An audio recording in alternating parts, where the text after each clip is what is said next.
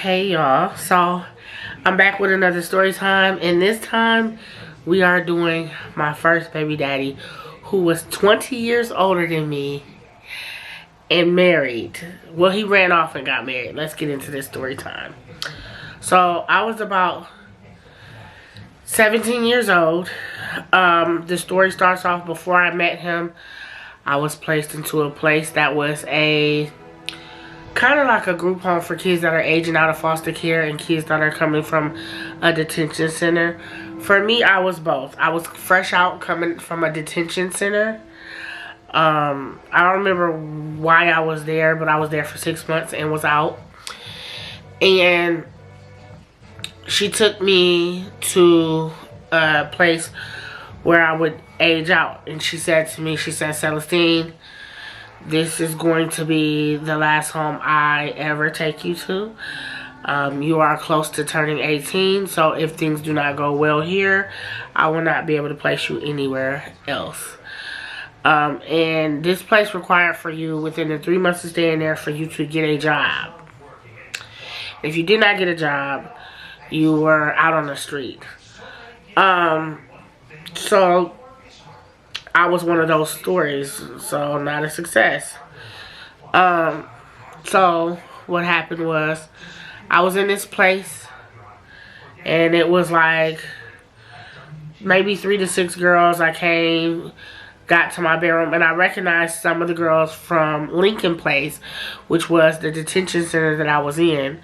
I'm gonna say names because they're so long lost. I've never seen them again. None of that. So I am going to mention a name or two. So there was this girl at the detention center. Her name was Ashley Larned. She was a white girl, big booty, built like a black girl. She was thick. She was thick with thick thighs and a big booty. And she was thin waist. And she just had it. She was just a white girl. And she loved to listen to Bone Thugs and Harmony. I remember about her when we stayed in the detention hall. So, from what I know now, she's married now. But that's how I was introduced to my baby dad, and we're going to get to that part. So, I ended up learning more about Ashley Larned when I was living there. And she taught me something confidential that I will not bring up, even though I am utilizing her name. We're not going to go too far into what it was. But she met him first. In this detention home, there was a phone booth. And when the girls would want to get phone calls, another resident would come down and be like, "Hey, Celestine, phone's for you. Hey, Ashley, the phone is for you. Hey, Tasha, the phone is for you." Like, that's how it would be, because we were all waiting on, like, family members or significant others to call us. And when the phone would ring, everybody took off running to that phone. So, one day, Ashley, she was like, "Oh, I met this black guy. His name is Seal. And I want to know, because you're a black girl, if you think that the black guy is cute." And I was like, "Yeah, I'll go. I'm not really going to pay him no attention, but I'll go with you." So, we go together. We go to this park. We walk to the park that she is speaking of. And she's like, "His name is Seal, and I just want to know if you think he's cute for a black guy." So we get there. They meet up. They see each other. I see him and her, and they talking. We go underneath you know how parks have a pavilion? We go underneath the park to the pavilion. And they're talking, chopping it up. And I got a CD player, like one of them Walkmans. And I'll never forget, I was listening to CeeLo Green's Imperfections. It was a CeeLo Green CD. And I had a couple songs that I would play back to back. I still love that album, by the way. And so, I'm playing, they got my little headphones on. At this time, I'm like young. I'm 17. I got a babydaddy on me. I got no stomach at this time. Hadn't had any kids. Got a big old, booyah. And I got all these thighs and butt, right? No stomach, no nothing. And I was a pretty little brace face. I had braces. So I'm sitting there at the table, and while they're discussing and talking, he's like, hey, I want to include you in the conversation. I don't want to leave you out. You her friend. You came with her. I'm really not for, like, just being in other people's conversation, but they wanted me to join in. So I kind of, like, you know, took one ear out of my headphones and was listening to my music in one ear and listening to the conversation in the other. And, like, kind of, like, you know, conversing with them. So after that, we left the park. I don't know if it was a few days or a few weeks that passed. But, in this place, like I said, you got to find a job within 3 months. I was on my way to Walmart to go fill out an application for a job. And this was in Canton, Ohio. And one day the phone rang in the booth. And Ashley answered it, and it was for her. And I guess I'm upstairs in my room and chilling. And she calls me downstairs and she's like, Celeste, come here for a second. And I'm like, I come down the steps, I'm like, yeah, what's up? She like, the phone is for you. It's sealed. And I'm like, it's sealed. I said, ain't that your man? She was like, no, not really. But he wants to talk to you about something. And I was like, talk to me about what? And she was like, just grab the phone. So I'm looking at her because I'm like, what the fuck? So I grabbed the phone and she was like, I was like, you sure you want me talking to him? She was like, I'm not interested in him no more. I met somebody else. And I was like, huh? Okay, this ain't pass along, but whatever. So what happened was there's a place, a halfway house in Canton where all these dudes was behind the gate and they be banging, hey, whistling and barking and stuff. You know how dudes is in a halfway house if there's an outside where they can play outside and girls walk past. You know how that is. So she was like, I met this guy at the halfway house. I'm just not interested anymore. And I was like, oh. So she was like, he just want to talk to you for a minute. It's okay. So I grabbed the phone. I'm talking to him.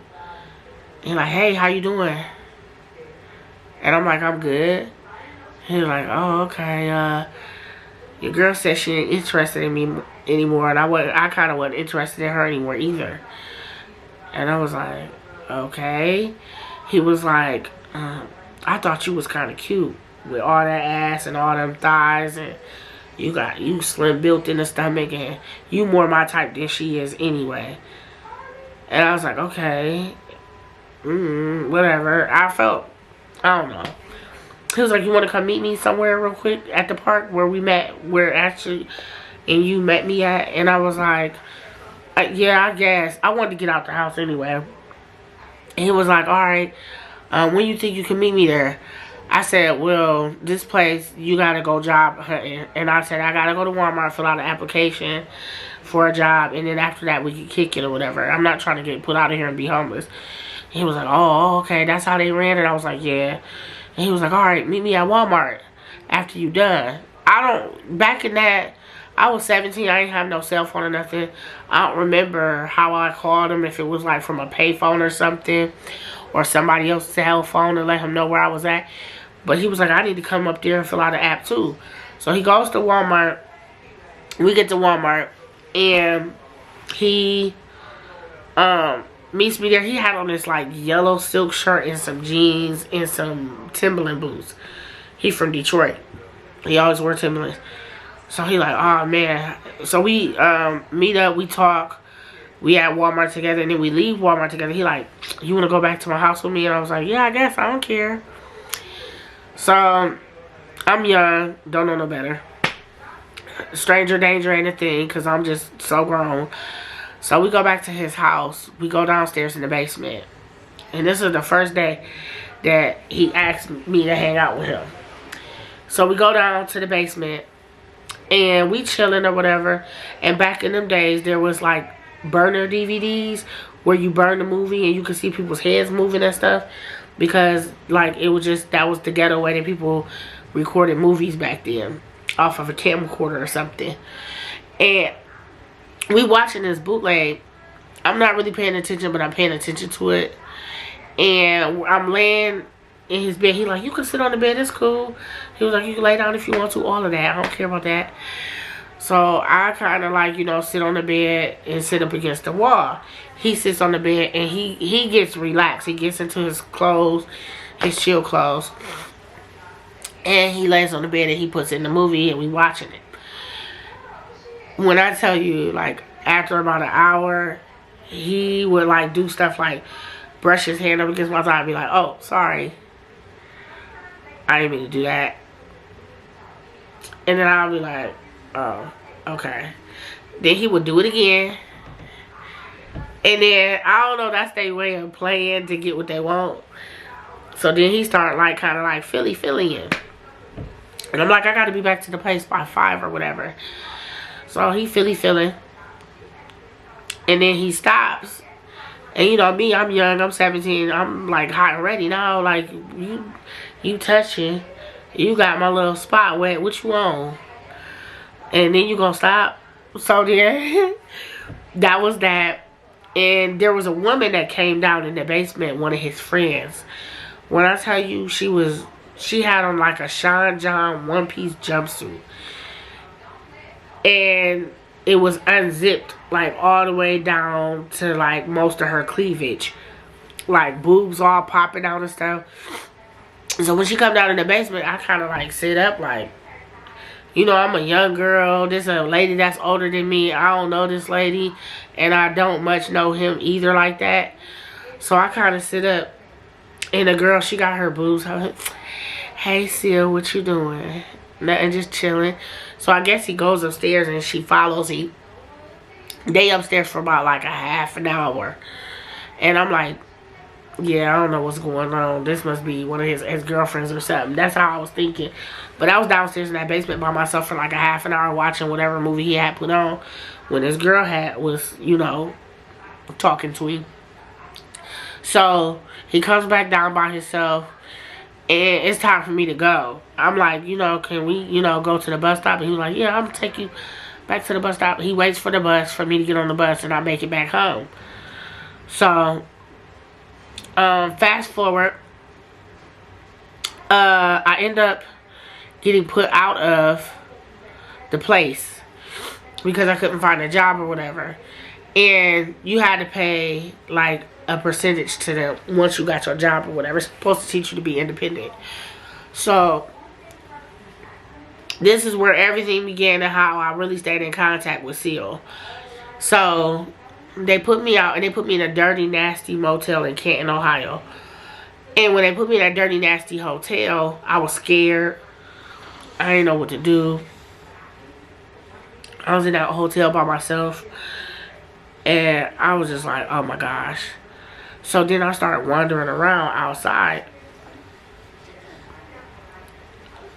And I started seeing people that I knew from the detention home around that area. So I seen this guy named Jake. And I was like, hey Jake, what's up? I remember you from the place, from Lincoln Place. And he was like, yeah, they put me out. And you know, I'm just out here or whatever. And he was like, I'm chilling. About to go to Walmart, go shop. You want to come with me? He was like, yeah, they released me and gave me all my money I made since I had been working there. It was like $10,000 and I got it sitting in the bank and I just want to spend some of the money just to take my mind off what I'm going through. And I'm like, all right, yeah, okay. I'll go with you. So I go with him. He bought me a couple items and stuff. And then he was like, we about to go get tattoos. You old enough to get tattoos? I was like, yep, I just turned 18. And so, but I didn't have an ID. I didn't even know how to get an ID. I was released with no kind of nothing. So, we go. He gets his tattoo. I don't get one because I don't have ID. And then, boom. I'm in this motel room. And every time I go back to the motel room, I'm kind of sad because I'm by myself and I'm scared. And I'm kind of like, what am I going to do? What am I going to do? So I called a group home where I was living at that put me out. And I was like, you know the number for Seal? And she was like, yeah, you lost contact with him. I was like, girl, I don't know what I'm going to do after 7 days is up in this motel. I said, can you call him for me so I can ask if he know anybody where I can go? And she was like, yeah, I'm going to give him the number. So hours later, he calls me. And he like, hey, your girl Ashley told me to get in contact with you. You alright? I was like, yeah, not so much. And I was like, I'm at this dirty motel. I was like, do you have somewhere where I can go after 7 days and stuff? He was like, yeah, I could probably put you down with something. I could probably put you down with one of my homegirls. And I was like, okay. So he was like, well, what motel you in? I told him, and he came. When I tell y'all, he came to the motel. And I think I was still 17. I don't remember. I think I was 18 or still. I was still 17. Was turning 18 in like 3 days, I think, at this point. And he in the motel room with me, right? So he didn't touch me. He would be like, whoa, whoa, I ain't trying to go to jail. Like, because this is back in 2004. So he like, damn, shit, I ain't trying to go to jail. I can't, you got 3 days. You got 3 days. So 3 days passed while I was there. And he would keep me company in the motel. He would come and we would chill and we would kick it. When I say, he didn't touch me, like penetrate me until I was 18. But he would like do oral on me. I was young. I didn't think doing oral to a man was cool. I thought it was nasty. And I thought it was one of the nastiest things you could do. And so he didn't ask me for it anyway, because he was like, if I do anything, I do it to you. Don't do it to me, because I ain't trying to go to jail. And he was like, I don't even want to penetrate you. And he was like, I want to do something else. And I was like, what you want to do? He was like, I'm going to show you. So, you know, y'all know what he commenced to doing, right? So, he gave me some head and shoulders. And that was all I could get out of him, because I was young and he was grown and he didn't want to go to jail. So that happened. So he called one of his homegirls, and I went to go stay with one of his homegirls. My stay in the motel wasn't even up yet at all. So I'm in the motel, and we pack up the stuff and put it in the back of the car that he was driving. After we packed that stuff up, we went to one of his homegirls' house. And I'm telling you, it felt so uncomfortable. I stayed in my room. I didn't bother nobody. I didn't talk. I didn't hold a conversation. I didn't sit down in their living room in their face. I didn't none of that. I just stayed there for like, I want to say 3 days, and I got uncomfortable because the girl would keep asking me, you messing around with Seal? You messing around with Seal? And I'd be like, no, no. And he even told me, he said, if they start questioning you, say no, say no. He was like, don't tell them that we doing anything, which we're not. But tell them, no, we not messing around or whatever. And I was like, all right, all right. I was like, he used to call me Shorty. Shorty, don't say nothing. Don't nothing. He was like, always tell them no if they ask. And it just seemed like they would get mad because they thought that we was messing around. So it made me feel uncomfortable. So I left that lady's house, and I went back to the motel. When I went back to the motel, I was depressed. Because I was like, this is not going to work. They probably going to put me out on the street. And so, it's days left. And I'm like, I don't know who I met up with, but I met up with this white guy, and he was smoking marijuana, and I was like, you know, they say marijuana take your problems away or for temporary. I said, I'm going through something. Can I smoke with you? And he was like, yeah, yeah. Y'all, I ended up smoking with this dude. It was laced with wet, and I started banging his head up against the wall because I don't know what was in it, but something was in it. I'm talking about, I tried to put my shoes on. The shoes got to gliding across the floor. I tried to, like, it was just different stuff that I was doing. And then I was sitting on the bed and I was turning my head. And I was like, why am I not turning my head? I'm trying to turn my head and I can't turn my head. He was like, you turning your head. You turning your head. You just high. You just high. I was like, no, I'm not high. You put something in this. You put something in this. I was like, tell me what you put in it. Tell me what you put in it. This ain't no weed. This ain't no weed. So I started banging his head up against the floor. I mean, up against the wall. He like, You making my spot. You making my spot. Crazy, right? So I end up in the hospital. And they detox whatever's in my system. When I tell you, they told me, what did you smoke or do? And I was like, marijuana. And he was like, there's no marijuana in your system. And I was like, I don't know, could it have been wet? And I remember specifically, this was long ago, but I remember the doctor saying, if you smoked wet, it's not going to be detectable. And I was like, huh? And he was like, yeah, if it was wet, that's in your system, that had you acting like this, it's not going to be detectable. And I was like, wow. And he was like, so we don't know what's in your system or what you had, but make sure you don't put yourself in that predicament again. And I was like, okay. So I left the hospital, and I ended up calling Pearl. And I was like, I don't got nowhere to go, and I'm homeless pretty much. I got a couple days left in the motel. Can you come get me? She came and got me and took me back from Canton to Cleveland. And that's how I ended up back into Pearl's life at that point. Y'all, when I tell y'all, he followed me. Seal ended up following me to Cleveland, from Canton to Cleveland. And I'm going to include that on part 2. And we're going to talk about how we found out he was married, or how he ran off to get married, all of that. So, yeah. So, this is where we're going to stop at. I ended up at Pearl's house, and Seal ended up following me because he wanted to be with me. So, I'll see y'all on part 2.